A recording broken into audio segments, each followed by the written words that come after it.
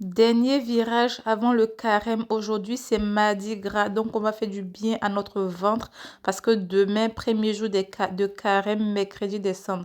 Donc, on va faire un couscous poulet bien gras pour le mardi gras pour le coup. Du coup, j'ai découpé ma poule.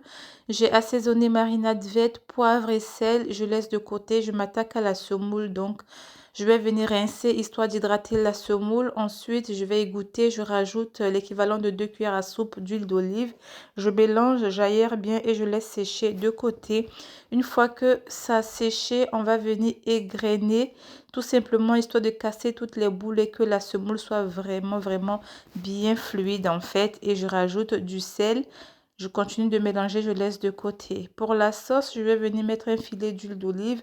Je rajoute le poulet et je laisse saisir à feu très vif pendant à peu près 10 minutes. Ensuite, on va rajouter un oignon et un piment que j'ai haché ainsi que de la purée de tomates. Je mélange tout ça. Je vais couvrir et laisser mijoter une dizaine de minutes. Entre-temps, je viens m'occuper de ma semoule. Je le mets dans mon panier vapeur. Je vais venir bien espacer histoire de faire un petit trou au milieu pour que la vapeur puisse remonter. Donc là, je reviens à ma sauce que je vais venir ajouter de l'eau ainsi que paprika, curry et poivre. Je mélange tout ça.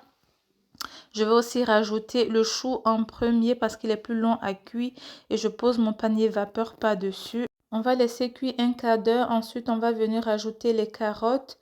Je mélange bien. Je mets un bouillon de crevettes ainsi que des pois chiches. Et je vais venir reposer mon panier vapeur par-dessus. Après un quart d'heure, ma semoule, elle est prête. Donc, je la renverse dans un plat. À ce niveau, si votre semoule est encore dure, vous pouvez vaporiser de l'eau et le remettre en cuisson. Pour moi, c'était parfait. Donc, je mets du beurre. Et là, ma sauce, je vais venir rajouter haricots verts et courgettes qui sont très rapide à cuire. À ce niveau, ma sauce, elle est bientôt prête. Donc là, pareil, la semoule, je vais venir mélanger avec le beurre qui a bien fondu et je laisse de côté. Et là, ma sauce, elle est prête. Regardez-moi la dinguerie. Je nettoie bien la casserole toujours et on va passer au dressage.